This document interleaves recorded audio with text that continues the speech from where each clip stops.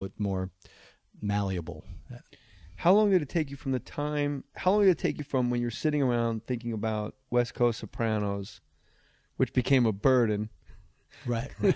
to you had a pilot that you were going, because releasing what you've written is the hardest thing, right? As wild as this sounds, it was sort of like, I met with John and Art and really, really, tremendous respect for both those guys, great producers. And, but it was an odd meeting because most of the meetings I had before that, somebody gives you a book and says, this is what we want to do, or life rights or something. So it was such a blank canvas that it was great because I could do anything I wanted, but it was also like, it was a lot of work.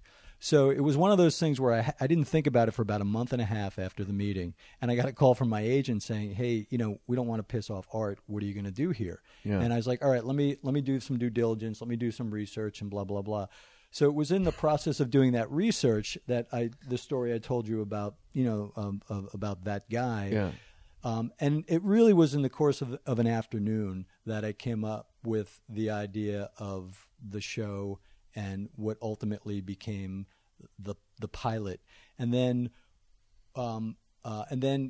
before I pitch something, I do a very thorough document. I do a big pitch document because I have to know how to pitch it, but I also have to know if I can fucking write it. Are you good in a room? I'm good in a room, but I'm good in a room because I know what I'm talking about. Like, I'm not one of these guys that can kind of go in and wing it, because I hate the feeling of coming out of a pitch meeting going, now what the fuck do I do? Right? So how many times that happened? It's happened to me once. It happened to me in a project at Paramount. I by the time I was ready to write it, what was it? It started out as a really cool vampire thing, really dark, really fucking edgy. And then, we brought on the producer. We brought Buddy on Hackett was singing. Joel Schumacher was going to direct it. And by the time we got to the pitch meeting, there were so many hands all over it. We sold it in the room, and I walked out of the pitch meeting, and I swear to God, I'm getting in my car, and I'm like, I have no idea what the fuck I'm doing. Is that show on television now? No, it was a movie. It was a feature. All right. And I wrote the script. Did it get made? No, it was a fucking mess because I didn't know what the fuck it was. And I basically gave it to him and said, you know what, I really don't want another step because I didn't know what the fuck it was. And then they gave it to somebody else. But so that was a really bad experience. So I never want to do that again. Leave nothing to chance. I leave nothing to chance. So it's like, if it doesn't sell, I know that I knew what it was and I gave it my best shot. If it does, I know that when I sit down at my computer and my board to board it out, I know what the fuck I'm going to write. But are you one of those guys where if Art Linson goes, why, where's the black family? Are you malleable enough? I'm being serious. Are you malleable enough? Because they all have ideas. Like, what? Yeah. And then when the sun goes down, there should be some sort of bonfire party. And you just go, yeah, that's what I do. I go, I was just thinking about that on the way over. I said to Matty Boy, what about a bonfire party? It's amazing you brought that up. Guy who's more powerful than me. Do you have that in you? That sheer look someone in the eye and lie just to get it sold in you? I don't. I should have a little bit more of that. Well, you're doing okay. Yeah, but I mean, I was maybe not. I was lucky. You did it once with a vampire movie. I was lucky because I think Art and John came to me with and not really knowing what to expect, so that when I came back to them with this very detailed idea, characters, world, Art's. I think Art's comment was, this is inspired. I think. Yeah, and be honest. How much of you wanted to impress these guys? Absolutely. They gave you the keys to something. Yeah, yeah. And you don't want to come in. You want to go. You get. That's cool, bro. Yeah. I dig it. Yeah. Once I'm in it, once I'm writing it, I'm not really good with feedback and criticism. I don't think you should be. The editorial you. The editorial we, man. The editorial you. I don't think you should be. Right. Do you? Do you think that could ever work once you're in the mix, in the mire? Here's the only feedback that I've found useful. I mean, there's too long. Too long, yes. Funnier. This is kind of heavy in my hands, dude. That's what I got. That's my big feedback. I stopped reading at 110. Yeah, it's a little heavy, bro. I have a really fucked up, I have a really absurd sense of violence. And, to me, and I've talked about this, it's sort of like, because I don't live in those worlds. So for me, I'm sort of like, it's like writing about wizards and fairies when I'm writing about all that crazy violence and shit. So I have no censor sometimes in terms of what people actually want to see and what they don't want to see. So I struggled with that early on, and I tell the story, I've told it 1,000 times already. But, there was that scene in the first season where they're cutting the balls off the clown that raped the kid, right? And I wanted to see the fucking sickles, I wanted to see the fucking balls drop to the ground. I was like, that's the fucking money shot. That's the payday, Yeah. And Landgraf was like, John just had this conversation. He's like, and finally he was just sort of like, dude, people don't want to see the fucking balls of a clown hit the ground. You know what I mean? But I'm with you. I know. But Matty Boy's like, wait a minute, you just ruined this kid's hopes and dreams. But and the truth is, he's been in the game long enough to know when people are turning away for the right reasons and when people are turning away for the wrong reasons. That's the feedback that you're okay with. That's the feedback that I'll over go the line, all right, not over the I'll line. go okay, And then what I've learned, and as we do on the show, what's become fascinating to me is the process, and I'll play with this in post, but the process of, like, for instance, when we're burning the tattoo off the guy's back, right?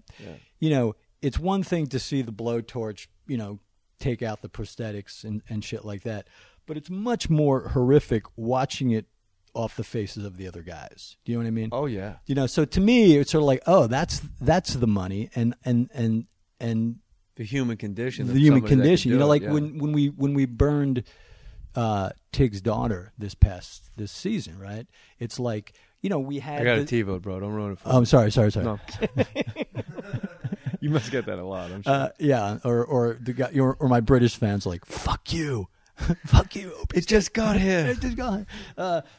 But it's like we had one shot where we had the stunt girl on fire screaming and blah, blah, blah. But it literally was like 4 or 5 frames, because to me, I'd rather spend the camera time on Tig, seeing it through his eyes, which is just much more horrific. And, and the image then is burned without the audience going, I don't want to look at that. You know what I mean? Then they're riveted to go, how is that guy responding to it?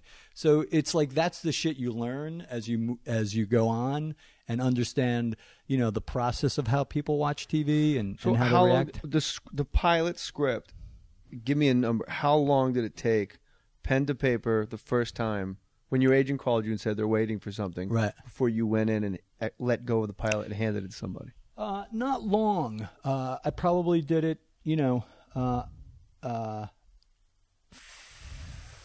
or 5 weeks. It was a weird time because it was during the writer's strike. Hi, Katie Lou. It's hard enough getting to the post office. There's traffic, parking issues, limited hours, snow. Oh my God, are you guys kidding me with the snow? You can't even get to the post office with that snow. You don't have to go to the post office because you have Stamps.com.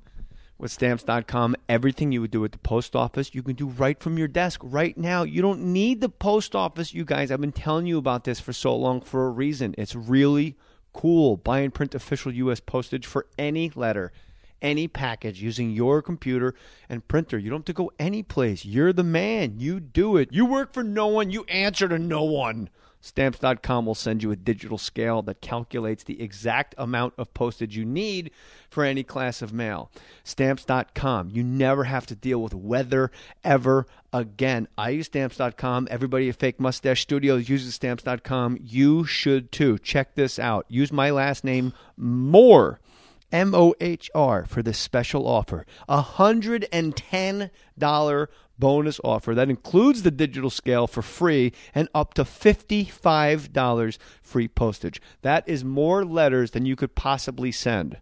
I don't think you have $55 of postage that you need to send, but if you do, Stamps.com has you covered. Hey, if you're a small business owner, this is the greatest thing in the world. You get to create your own postage. Weigh it, stamp it, print it with Stamps.com. Go to Stamps.com, click on the microphone at the top of the homepage, type in Mohr, M-O-H-R, Stamps.com, enter Mohr. You've been hearing me talk about it. Just try it and do it. I'm telling you guys, this is the best. Stamps.com, M-O-H-R. Have you ever done community theater? I have. Really? Yeah. in So New you Jersey. started as an actor? Started as an actor. What was the play you did for community theater? And by the way, we should tell the listeners there was a hiccup because there was an earthquake. The wife came home. That's an earthquake, bro. Yeah, that's it. That's an earth shaker right there. Things stop when the wife comes home. You bet your ass it Fuck does. yeah. That's you've done well, my friend. I do. What's your next wish, you jerk? I know. Greatest show on TV, a right house, great kids, Good kids. and then she walks in. And she walks in. Sometimes the sun is eclipsed by the moon. I don't see you when she walks in this room. That's why I like her, because keeps the focus off me. So what was the play you did? Community. I did. It was the Rahway. Celebration Playhouse Rahway Prison Playhouse. in Cranford. I was a bottom. It was. It was the man who hurt the boy. It was Hurt and then parentheses helped. helped become a man. We needed her to come in here. I know. We were all up in our own heads about I the know, fucking process and process, and now Art Linson and now it's Mamet. real. How much time was it? Yeah. And the whole thing. So 5 weeks to write the pilot. And what 5 was your weeks. community theater? This is better. Celebration Playhouse, Beauty and the Beast. Were you the candelabra? I was. Jerry Orbach played it in the movie. Yeah, I was. No, this was not the musical version. This was. I think I was. Were you the Beast? I think I was the Beast a couple times, and What then do I you was think? the boy. How do you Yeah. forget something like that? I don't know. We changed a lot because there's a big turnover in community theater in Cranford, New Jersey. Go figure. People are going to think we got high.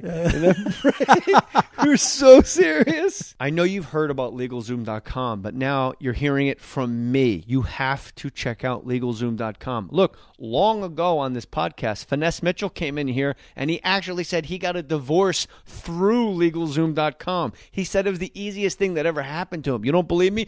Look at the game tape.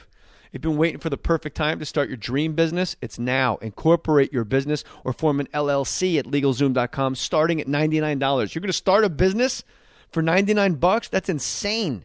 If you have a family, guess what? Make sure they're protected. You can protect your family and assets with a LegalZoom will for just $69. For $69, you get everybody not fighting over your things after you die. It's all taken care of because of LegalZoom.com. Check it out. LegalZoom's online process guides you step by step. You get total customer support. It can't get any easier, you guys. They even have attorney help if you need it through their legal plans, available in most states. Look, start your business. Protect your family today. LegalZoom.com. You also, what are you going to give all your money to some creepy lawyer? Some guy that's going to drain you like a vampire? No way. Not the Warriors. You're better than that. You're smarter than that. You deserve better. LegalZoom.com. Special discount from listening to this podcast. Make sure you enter MOHR in the referral box at checkout for more savings. LegalZoom.com is not a law firm. You can get self-help services at your specific direction, or you can speak with a legal plan attorney to get your questions answered and get ongoing advice. LegalZoom.com. In the referral box, you type in more, MOHR. Maybe you could be like Finesse Mitchell. Get yourself that divorce. They'll do it. He did it. You do it too. LegalZoom.com. I'll put my name on that. Wait, you were in 5 Beauty and weeks. the Beast. Who I cares was. about that shit? Okay, we're not. Okay, Now we're all your done. diehards are going to go, what the fuck happened? You guys went off the rails, man. I was getting the inside scoop of SOA. You're very good on the Twitter answering fan tweets. Isn't that fun? That's so much fun, man. So much I guess fun. it's fun for you. It is. But when you're a comic, people feel the need to tell you. I already know how much I think I might suck. Right, I don't really need outside. Yeah. Oh yeah, right, yeah, yeah. For the most part, I tend to avoid that, but every once in a while, I just can't help it. You know? Yeah, people always go, "Don't get trolled, bro," and you're like, "Do you know how much fun I'm having? I know, ripping this person an asshole." So you were in Beauty and the Beast. Yes, I was. You were Vincent. No, it was a children's version, so it was pretty simple. Which one am I thinking of? It's the original story of Beauty and the Beast, not the TV show with Ron Perlman. That's what I was thinking of. I just remember Ron Beauty and the Perlman looks a Beast. little like my manager, Barry Katz, who looks a little like Dirk Nowitzki.